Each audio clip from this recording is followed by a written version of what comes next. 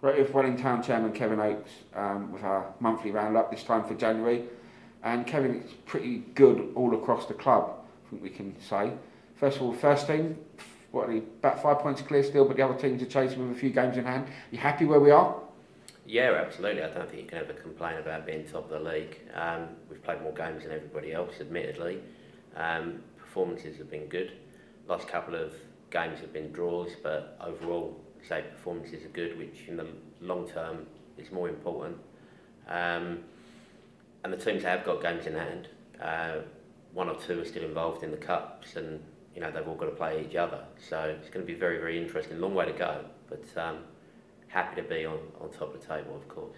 Disappointed today's game's off because there's still water on the pitch and where the snow's defrosted and all that. Disappointed? Yeah, Erith and Belvedere are obviously a very good side, and was looking forward to today. But it'll get rescheduled, and whenever that is, it'll hopefully be even more important to both clubs, and we can pull in a good crowd.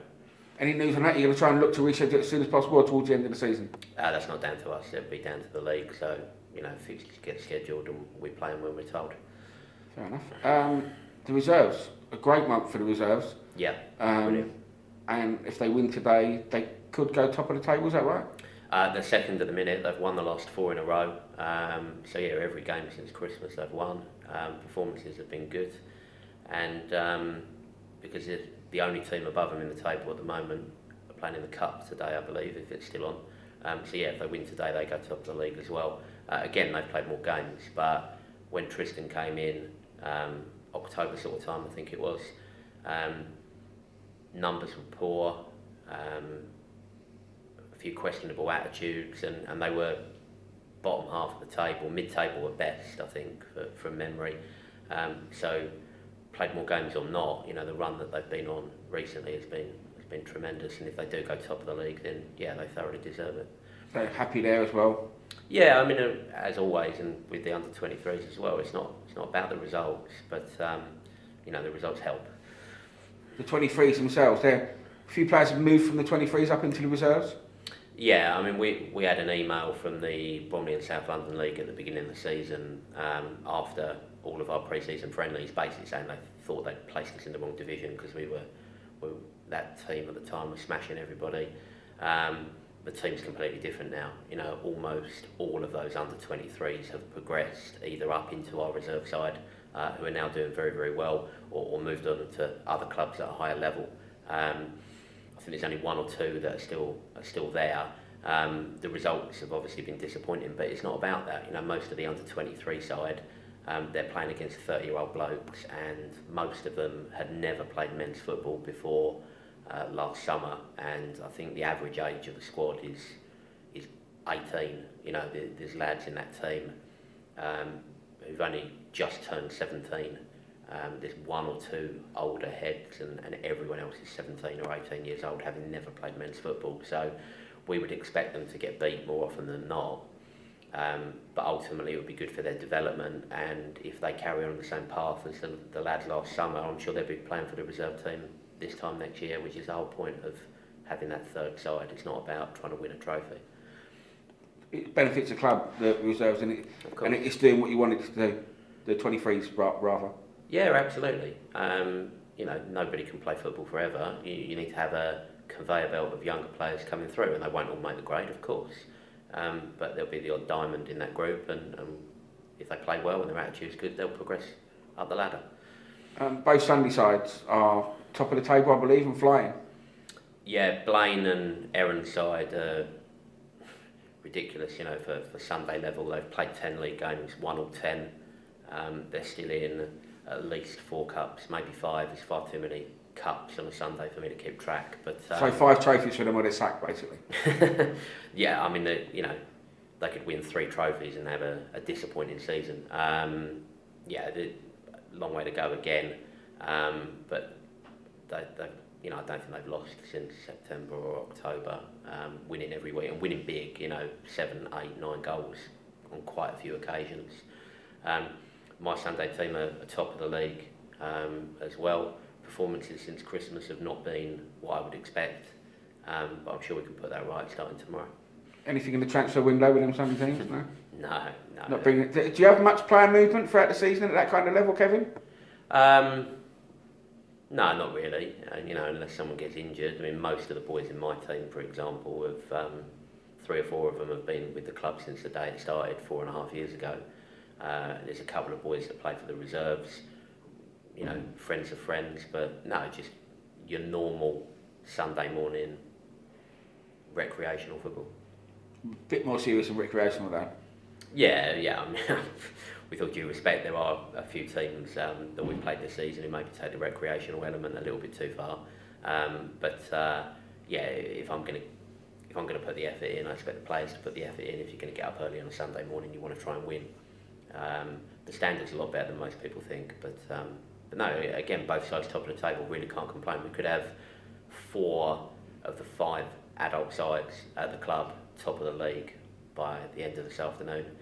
The only side that wouldn't be is the development side, and the objective for them is not to be top of the league. And every time they have someone playing well, they lose them to the reserves, so it's inevitable they won't be top of the league. So job done as far as I'm concerned on the pitch. You can't be doing much better than we are. And the youth teams, I know, again, results are not important, but are they progressing well this season, both of them? Yeah, Dan's under 11 team, have got a track record of winning trophies. It's non-competitive, they don't have a league table, they win more often than they lose, and they enjoy it. The under 14s are playing a division up from what they did last year, and that is a brand new team, so it's a big step up for them. They're doing well every game, even when they get beat, every game they're well in the game. They're only beaten by the odd goal, so pleased with their progress. But as long as they're enjoying themselves, and the 2 teams are run well by the people that manage them, then that's good enough for me. I know at the end of the season in the summer that you've got a few things planned, so do you want to tell the people watching a few little bits of information that might excite them? Well, nothing too drastic. I mean, every year we've been around, there's been significant progression. I don't want that to stop. Obviously, it'd be nice to get some promotions and win a trophy or 2 at the end of the season. But it's more about continuing to develop the club and grow the club.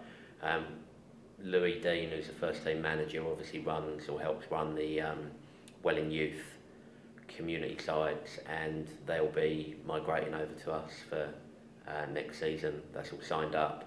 How many teams do you know, Kevin? Is it set in stone?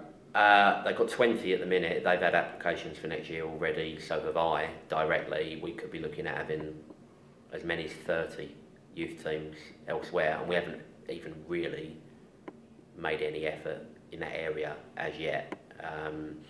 And as we get closer to the end of the season, I'm sure there'll be a lot more conversations internally and with other clubs. And we've had people approach us over the last 12 months who aren't happy where they are elsewhere. I'd expect us to have pushing 30 youth sides, and then 5 or 6 adult teams again. So it's going to be pretty big next year. Looking forward to it, whatever division we may be in. Do you see the club potentially having an academy in the near future? Yeah, one of the things that Louis looked into with his work at Charlton is having a post-16 educational element. 16, 17, 18-year-old lads that drop out of college, happen to be quite good at football, but obviously they want to get the educational side of things as well, so they have the ability to do their maths and English and other basic courses like that in a classroom environment, do the coaching badges, referee's badge, first aid. I think that would just add another thing to the club behind the scenes that we can offer footballers and coaches and people that want to be around football that a lot of other clubs, unfortunately, in this area can't. So I think it's really, really important that we do try and do something different to every other club to try and make us stand out. Anything else you want to say at the end of this month? It's been very cold, games being called off. Yeah, looking forward to a bit of sunshine, but no, just keep the progress. We're not trying to reinvent the wheel. A lot of time and effort has gone to get us where we are. And you're happy sitting there now? Say, Kevin, are you happy how it's going at Wellington Football Club at the moment? You'd say yes. Yeah, of course. If there was something I wasn't, I'd try and do something about it. But we've come a long way very, very quickly. There's a lot more to come, but very pleased with where we are now. Whatever happens on the field, I think the next job is making sure that we expand off the field and make sure that we're well set up to be sustainable in the future. And there's plenty of room around the club for people to come and jump on board, whether that's supporters, players, or whatever for next season. Yeah, I mean, it sounds terribly boring, but biggest jobs for me at the moment over the next 6 or 12 months are trying to form a proper committee at the club, because a lot of it has been done up until this point by one or two individuals, and I don't have a limitless amount of free time. I certainly can't take on any more personally, and the integration of all the youth sides as well. That is a big job. Getting to know a lot of new people, making sure that they fit in and everybody is happy. That's going to take a lot of time and effort over the summer. And maybe if we get out of this division, next year more games,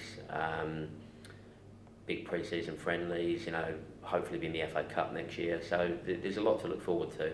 I'm excited, and I hope that the on-the-field activity carries on to be what we've had so far this season. I really do hope that we have a number of clubs that get promoted, but if we don't, we just make sure that we're as well placed for next season to do bigger and better than we have done so far this season. Okay, Kevin, thanks for that. And let's hope next month is a little bit warmer and we're still right